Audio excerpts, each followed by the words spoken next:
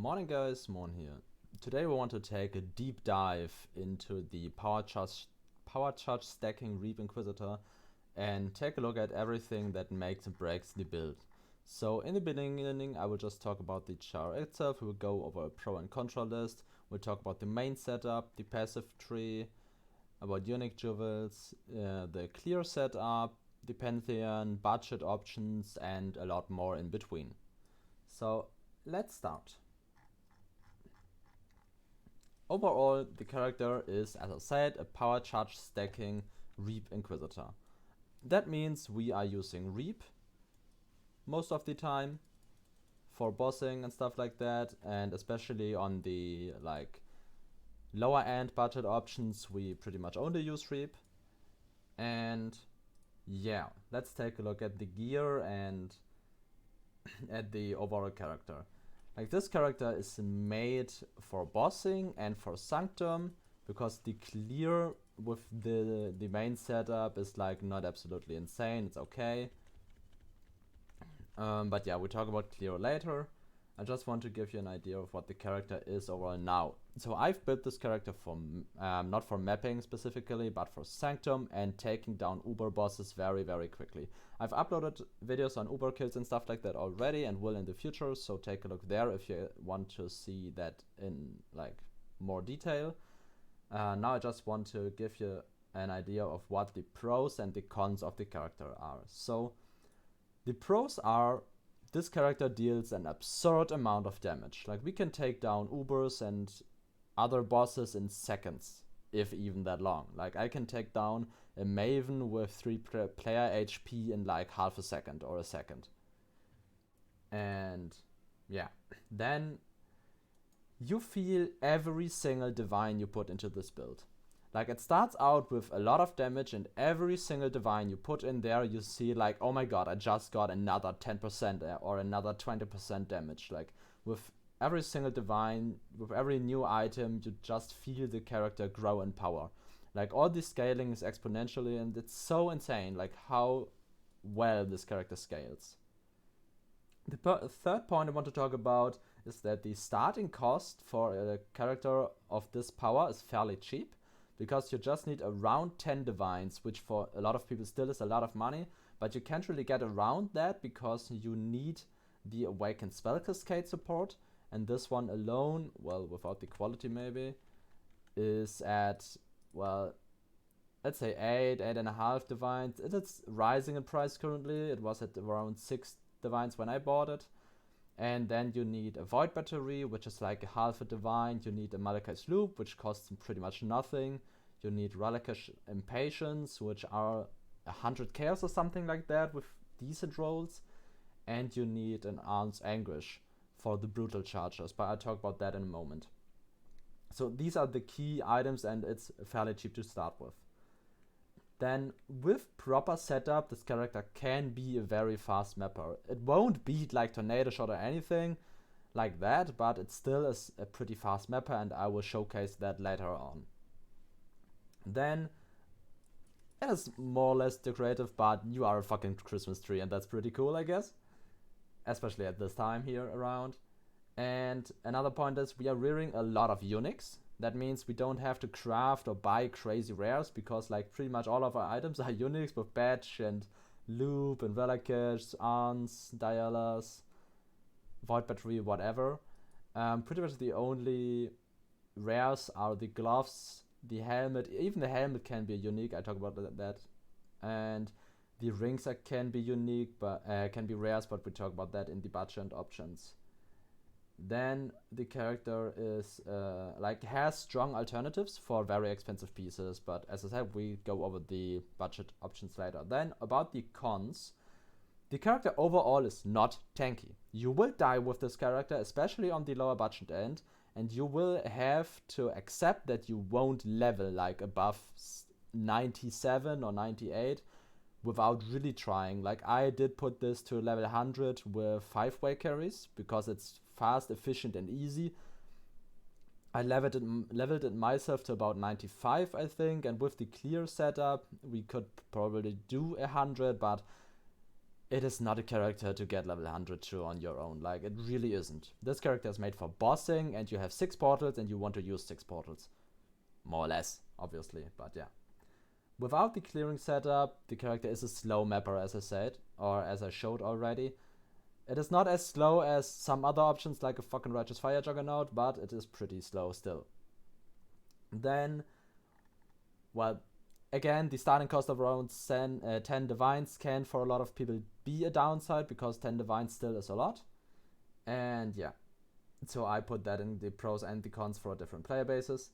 Then we've got the problem of starting up the character in solo self-found, because you have a lot of key uniques you need. So without those, it kind of isn't really working in self-found, and you're better with a not power charge stacking variant, which still is very, very good. It's just not what I am talking about today. Then the fucking sound of the chargers.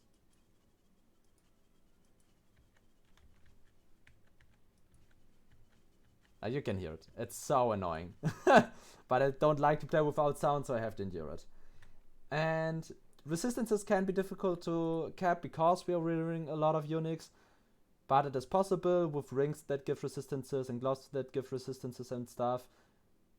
You can have a helmet with resistances as well. And yeah, but it can be difficult to get the resistances up there. Then, yeah, as I said, it's hard to level up yourself. And the Reap hitbox sometimes is very strange, because we have this half circle, and sometimes when the enemy is too far down, you just don't hit it. Like, they just survive, and that is very annoying. But that's about the pros and cons about this build I want to talk about. And let's take a look at the key uniques. We are power charge stacking, so we are looking at uniques that give power charges, which is a Void Battery +1 power charge, damage per power charge, cast speed, very good. You want to take a look at cast speed here, and that's pretty much the most important stat. Mana is pretty much irrelevant, and the crit is not all that important as well.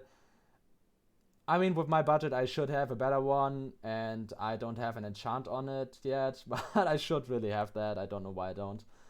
But overall, the most important piece here is the cast speed, and yeah, you just want 20 cast speed because, or 19, 18, like just a high roll on cast speed, because it feels pretty bad with low cast speed.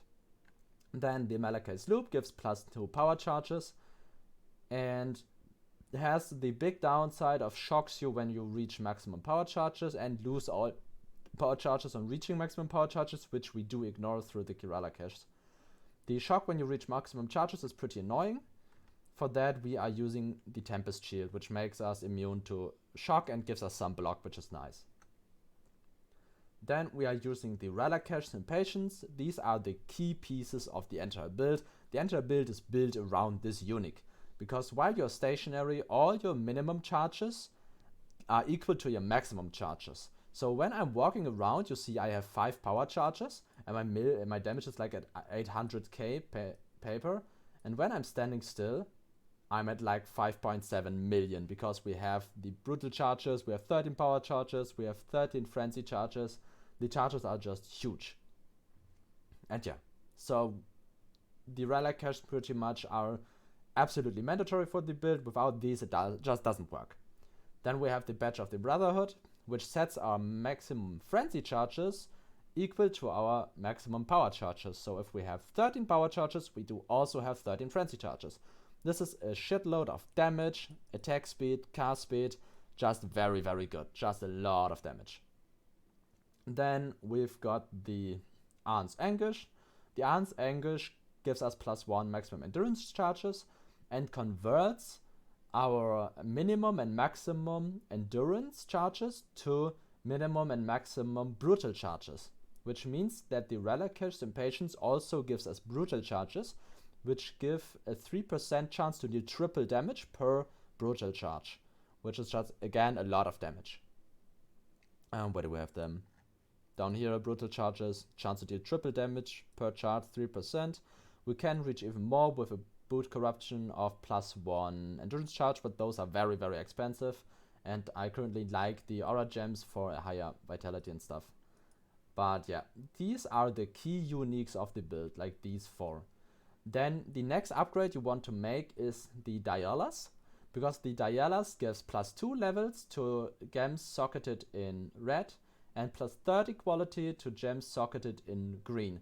And you want either a 2 red 4 green or a 3 red 3 green, and you want to have in the red the Reap, the Empower, and the Awakened Spell Cascade. Here a level 3 Empower is more than enough, you don't need a level 4, it already is very very strong at 3 due to the +2 levels of the body armor.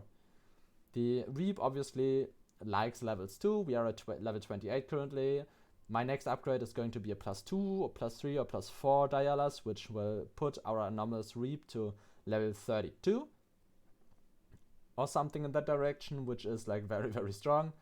And then you want the Spell Cascade in a red socket because the less damage scales very well with the levels and is better than like some Area of Effect. I mean, Area of Effect is pretty good as well, but as I said, this one can be in a green or red socket. A red is a little more damage, a green is a bit more AoE. You decide in the end. Then Intensify, Spell Echo, and Power Charge on Crit want to be in a green socket, because levels don't do anything for Power Charge on Crit, and for the others, the quality is just better than the levels. Then what's next? We want to talk about rares. For the rares, I currently use a helmet and gloves. For the gloves, the most important part is the 60% conversion and resistances. Overall, you want some dex on them, but you can take a worse base with dexterity and then use the convert while a unique enemy is in your presence, which gives all your damage while a unique is nearby, which is really what you need. This one is a lot cheaper than getting the perfect 35, which is very very expensive, or can be very very expensive. For these gloves I use crafting materials of about 40 to 50 divines. So yeah, it's quite expensive in the end, but you can start out with these, or even use the Rimsorrow gloves, which give 100% cold conversion, which is which is just everything, and then you don't need the cold mastery as long as you use those. But if you have the 60% conversion gloves, either with the boss mod or the general mod, you then want the cold conversion as well on the mastery for 40% physical converted to cold. The other rare item I am using is my Hubris Circlet. This one gives +1 power charge, crit multiplier, and nearby enemies take increased elemental damage. This one can be better with elevated mods and stuff like that, but I currently didn't want to invest into a more expensive helmet. I just wanted to have this ready. This one pretty much is just power charge and nearby enemies take elemental damage thrown together, and I randomly got the critical strike multiplier on there and innovate, which is pretty okay-ish, and then just went on with energy shield here because it already has a high like the tier 1 flat energy shield, so I just crafted ES. You can go with life there as well, it works fairly good. As an option for the helmet, you can use the Devouring Diadem, which lets you put on more auras and stuff as well. You also can take the Heat Shiver, which is most likely the best damage helmet. I personally just don't like Heat Shiver that much because it doesn't really give energy shield or life, but it does help with resistances, so on a low budget Heat Shiver probably is the best option.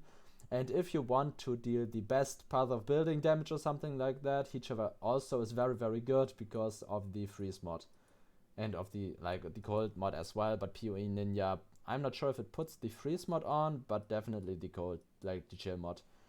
And with this build you technically can chill and freeze bosses, but I personally just don't like Heat Shiver that much. But it, in theory, is the best option for this build.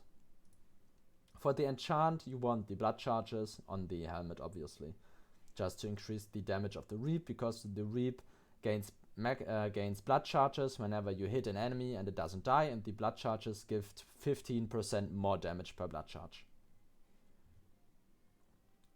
Then for the rings, I currently am using a Circle of Guild with +1 maximum power charge.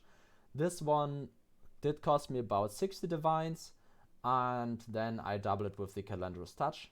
The budget options would be like cast speed fractured rings with crit multi-essences until you hit some resistances and are fine with it, then just craft life on there and use him.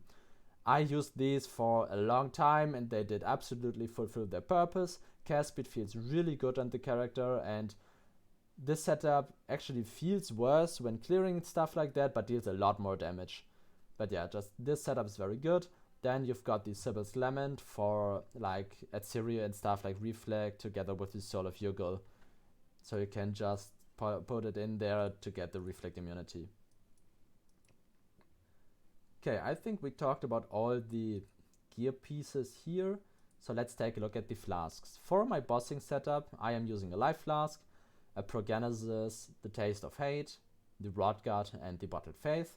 For clear, I swap out the Bottled Faith with the Aureus End, and yeah, that's pretty much it, what I do with the flask for clear. You can take an Atsyris instead of the Progenesis. This gives you some leech, which is pretty nice. But overall, the Progenesis is the much better flask. It makes you so tanky. Like, with the Progenesis and proper chaos resistance, this build does actually feel really tanky, which is pretty nice. Or like, really tanky for a very squishy build. Let's keep it that way. It's not exactly tanky, it's very just for that squishy build, it's pretty tanky. And then you can take out the like the Test of Hate for just an armor flask, and the Bottled Faith for a crit flask, and like have some mods on there and be fine. These flasks are absolutely fine. The Rodguard is a very good key piece for the build, because we have a lot of frenzy charges. It counts all your frenzy charges and gives onslaught for every single frenzy charge. It doesn't matter if it consumes them or not, so it just gives us like 40 seconds onslaught. What is important here is you have to use it while stationary. If you walk and use it, you do not have frenzy charges, so I usually use it while I am using Reap or something, so I make sure I am stationary. So you want to be stationary and then click the flask. That's why it is not on autocast. That's why I have it on increase effect, and like, so I only use it when I want to use it and not when the enemies want me to use it.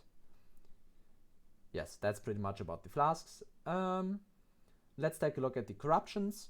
For this build, obviously on the body armor, AoE gems, duration gems, or just general gems is very good corruptions. For the belt, cast speed is very good. The boots want either like an endurance charge or aura gems. The helmet can have +1 power charge, which is really good, which will be a later upgrade. The badge of the Brotherhood can have resistances or hatred effect or something like that. I currently use resistances because I am not capped otherwise. Without the badge, I miss some lightning resistance, and if I get to cap that, I might change up the Brotherhood again for like some more damage.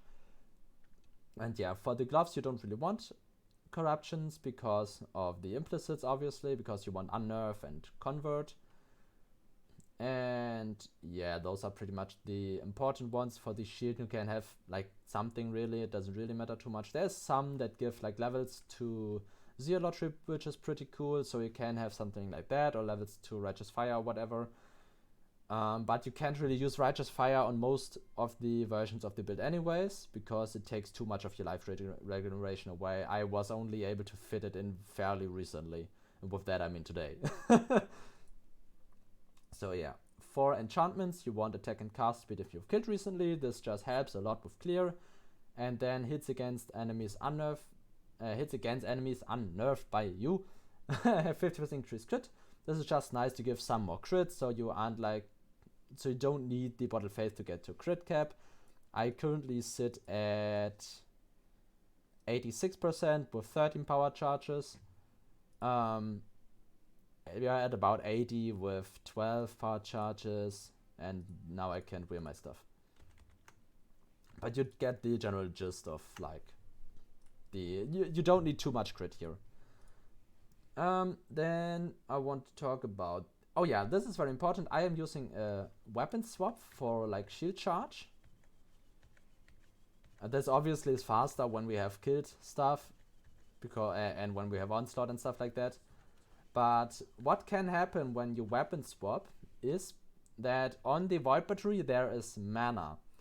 And when you are reserving too much mana and weapon swap, it can happen that your auras deactivate. This is very, very annoying. So you need like 6, 7, 8 mana, something in that direction. You need it open to be able to weapon swap without like disabling your auras, which is really fucking annoying. It took me so long to figure out why my auras were deactivating on weapon swap. I just couldn't figure it out. It was so annoying. But yeah, you have to like take a look there and be careful. This much about the gear here. Let's take a look at the other gems we're using. We use a Herald of Ash, Petrified Blood, Hatred aura setup together with Vitality and Tempest Shield on the life reservation. And I currently use an Enlighten 4. You can play it without Enlighten at all, but then you need to lower the level of your Vitality. I currently am using a level 23 Vitality. But usually it is enough to have the life reservation efficiency and run it without Vitality and run it without Enlighten. If you need or if you don't have the budget, and then you have to use a lower level Vitality, like a level 13 or 14, I believe, still works very fine without the Enlighten. Then we've got Elemental Weakness. We don't really apply this. We just use this for the Terror Jewel, which is here. The Balance of Terror gives us physical as random element if we've cast Elemental Weakness like in the past 10 seconds, which is pretty nice because it correlates with our uptime of Zealotry. So we just put Zealotry and Elemental Weakness, and then we know if Zealotry is down, our Terror Jewel also is down, so we have like a counter there. Or if you use increased duration on the Zealotry, it will be about 20 seconds, and then you know when it reaches 10 seconds you will have to recast Elemental Weakness for the buff. Then we have Clarity. The Clarity I use for my Watcher's Eye. If you don't use a Watcher's Eye with Mind Over Matter, then you can use a Precision instead to increase your critical strike chance. Then I use a Flame Dash to just get around. And like for the Sanctum, you really want a Flame Dash. I use the Anomalous version because it gives increased travel distance, which is pretty nice. Then in my wand, I use an Arcanist Brand, Punishment, and Divergent Purifying Flame. Purifying Flame in the Divergent variant gives enemies take increased damage while on consecrated ground, which is pretty nice. Then we have a Steel Skin. If you are using the variant where you play with Determination or something like that, you want to use the Molten Shell over Steel Skin because it gives more defense, but since my armor is down to 2k, I don't really want to use Molten Shell anymore and swapped over to Steel Skin instead. Then we've got Zealotry Divine Blessing, just to have Zealotry up for bosses. And then we've got the Righteous Fire, which, as I said, you probably don't really want to use at this point. I also am not sure if I want to use it yet, because when I'm taking a lot of damage, which I don't really do here because it's Blood Equid or whatever, my life reg and my energy shield reg isn't really that great. As you can see, like as soon as my consecrated ground doesn't linger anymore, we are losing a lot of life and energy shield.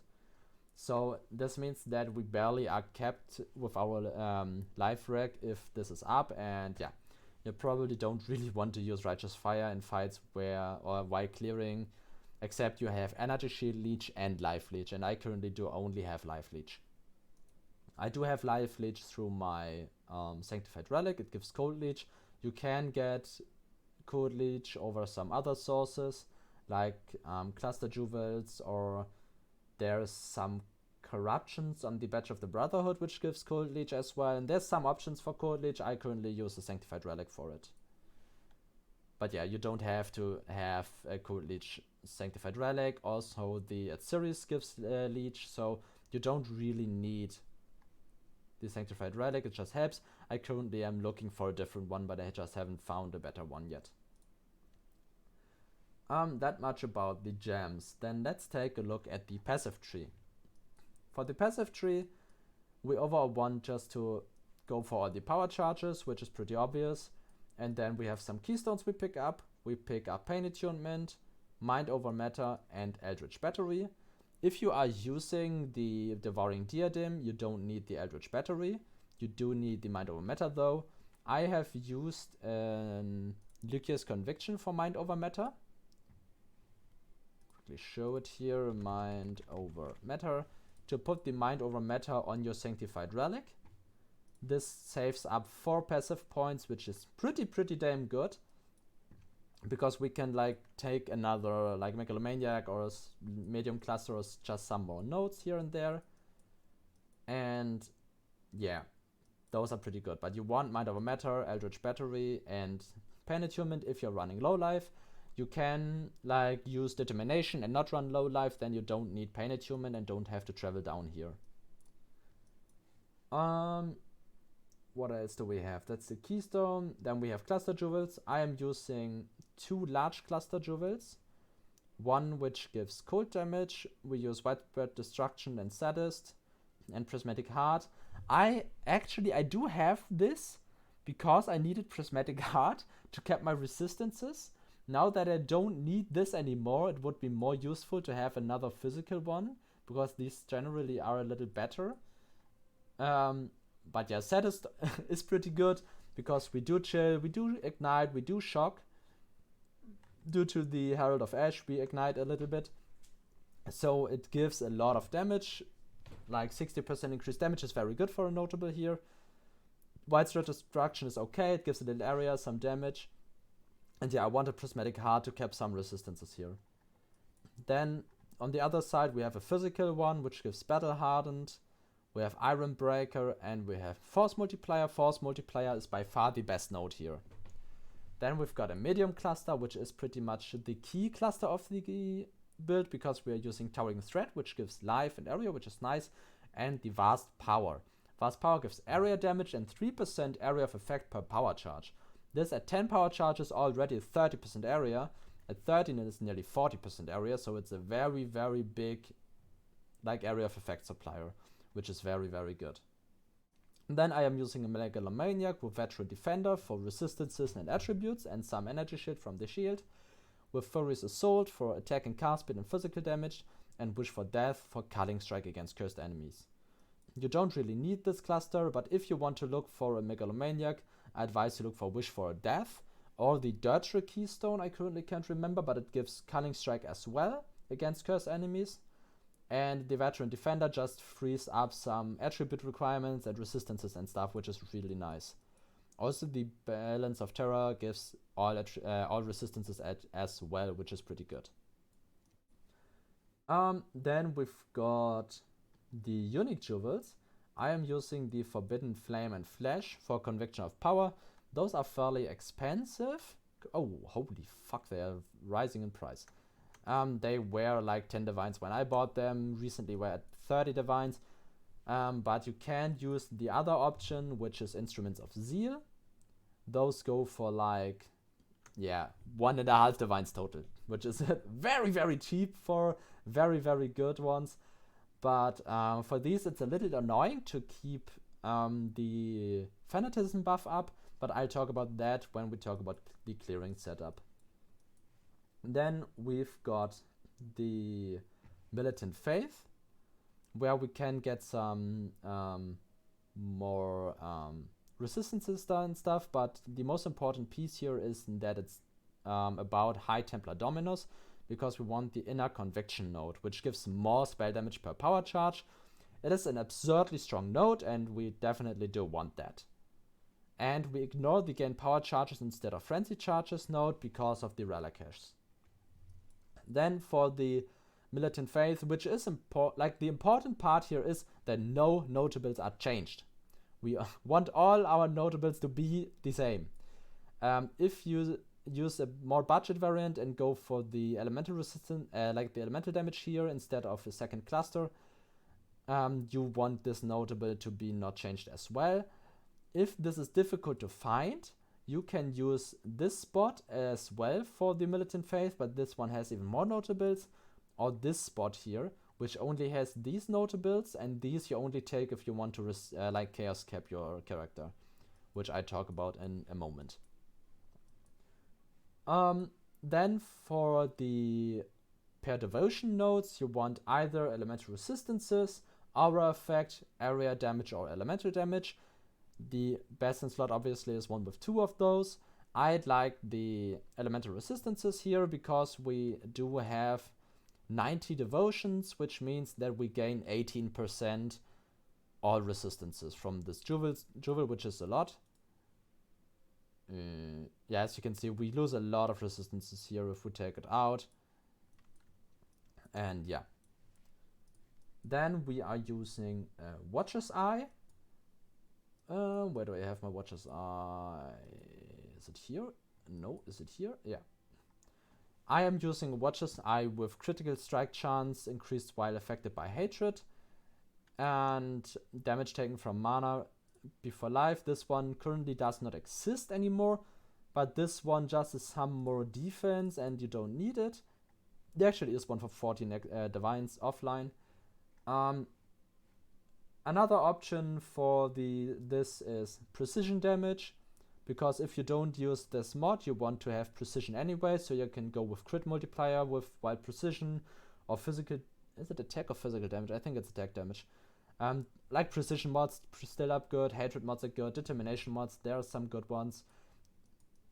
And yeah, if you don't have the budget for a Watcher's Eye with critical strike chance, then you want to use increased critical strike chance in your gamblings instead of like power charge probably or the empower. But yeah, maybe even intensify, but actually I would change out power charge on crit likely, which is the worst link, but still is a very, very good link. But it scales with the amount of power charges, and when you have like the budget for 13 power charges, you have the budget for like a Watcher's Eye as well. So yeah, that much about the Watcher's Eye. Then we have the Balance of Terror. I talked about that one already, and I am using one Impossible Escape, which makes it possible to allocate notables or nodes near Avatar of Fire, which gives us Vanquisher and Hearty, which increases our life regeneration rate by a lot.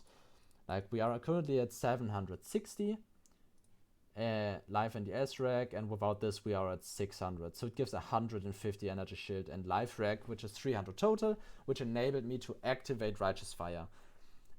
This one costs about 40 chaos, I believe. You also can take one which gives Pain Attunement if you are not playing low life, to take the Nimbleness and the Melding node, which are just two very good nodes as well, and this one is not very expensive either.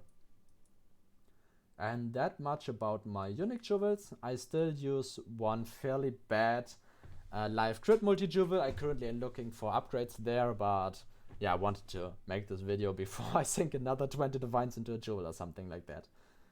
So yeah, that's pretty much the character. We want to take a look at the clear setup now, the Pantheon, and some other budget options I have talked about already actually. The Pantheon, just I use Soul of Brine King for like avoid being freezed, reduce effect of chill and stun avoidance, and then Soul of Ruslata because while low life, increased life recovery from Flask while being low life is very, very good because we always are low life, so our Flask will pretty much always top us off. Just straight away, full life. It's a full life button, and that is very, very good. I didn't upgrade it because we don't care about enemy regeneration because they are dead. And yeah, you can upgrade it if you need it. Sword of Yugul is a very good option for like you fighting a Ziri together with the Sibyl's Ring, because you can just attack a Ziri without dying instantly, which is pretty good. And you can attack the mirror and not care about it. Yeah, that's pretty much about this. Then we want to take a look at the clearing with the clearing setup. So quickly get ourselves a map here.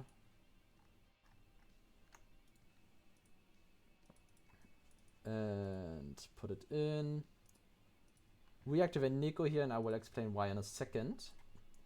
For the clearing setup, I put in an Exsanguinate setup, which uses Empower, Cold to Fire, Power Charge on Crit, Spell Echo, and Chain. You don't need the alternate versions here. You don't need the Awakened version here. You don't need a level 4 Empower here. You don't need Divergent Exsanguinate here. And you don't need a Numberless Cold to Fire here. Just any of these gems in a dialas with 2 red for green or something in that direction, you want the chain to be in a green socket for the chaining range, and anything like that. I don't have a 21 gem even here, I use Empower 3 because we don't like use this to kill big bosses, we just want to have clear. Then we put in the flask, or SN. You don't need the flask, it just is very cool if you have one. And we want to change the Forbidden Flash and Flame setup because for clearing this one is a lot better. And we want to shield charge, so we weapon swap into our shield charge setup. I currently use shield charge, fast attacks enhance, and the same Zealotry Righteous Fire setup in the offhand, just so that we have the same stuff here. So yeah, let's take a look. At the beginning we want to use the Rod God to give us a very long onslaught, and then we can start shield charging. And yeah, as you can see, this one just flies through the enemies and is very, very good at clearing. I recently bricked one of my Divine Blessings, so I'm currently leveling up a new one. I talked about this earlier. With the Forbidden Flame and Flash, for Fanatism, you are like, while using Shield Charge, you are stacking up Fanatism, which gives a lot of like cast speed and reduces the life cost of skills, which is fairly nice. I can use Righteous Fire here, and you might be able to see that my life rack is pretty bad now when I get hit or something. Here the leech is pretty nice because I can like work against it, but as you can see, like as soon as I take the cold dot, my energy shield is deplenishing because I don't have the regeneration to like work against a dot in the game and the Righteous Fire. Yeah. But we do deal a lot of damage. Yeah, that's pretty much all I wanted to show here with the clearing setup. It is pretty nice and makes the build actually a pretty good map clearer. And even though our life looks fairly low, yeah, here you see that I have trouble like staying alive with the Righteous Fire up, because my resistances are not there. So actually what I would want to have would be Sanctified Relic with +3 to maximum fire resistance, so that we cap our resistances there and have more life regeneration rate. Or, well, or life regeneration rate would be pretty good as well. I do think I have one of those. I'm not sure. Might take a look later on. But the leech is really good and you don't really want to pass on the leech. So if I later on can ditch the resistances from my badge, I then look for other sources of cold leech or leech in general and use that to like increase my life rack as well.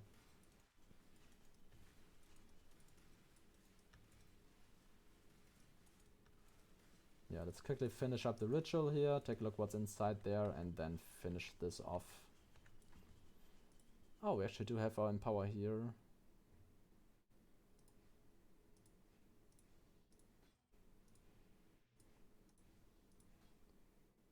Okay, so another thing I want to talk about but didn't yet is why did we use Nico? Is because we are using the Pact with Energy node, which gives all resistance, damage and movement speed if we've picked up a Sulfide chest yet. And it gives it for every single one. So currently we have 30% movement speed through this node, which is really good. So it just increases clear speed for a slower build by a lot, or for slower builds, which is really nice, just to have a lot of movement speed through that node. And also resistances. But yeah, that's pretty much all I wanted to talk about, I believe. Let me quickly check out if I have something else. No, I talked about the budget options, I talked about this, I talked about the setups here.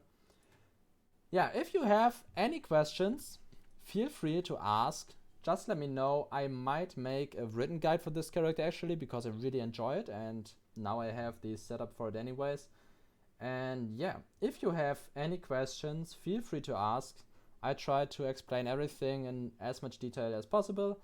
if you need a path of building, I will create a proper one over the next days. I will link my current path of building in here, but that one has no leveling trees and stuff like that, and pretty much only the expensive items. So if you need like path of building for like lower states of the character, you will have to wait a few days if you watch this recent, like if you watch the video now while I'm recording, or a slide after, whatever. And yeah, more path of buildings will come, a written guide will come. And yeah, if you have any questions, drop them in the comments. Feel free to follow, subscribe, or whatever how it's called. And yeah, let me know if you liked the video, and see you on the next one.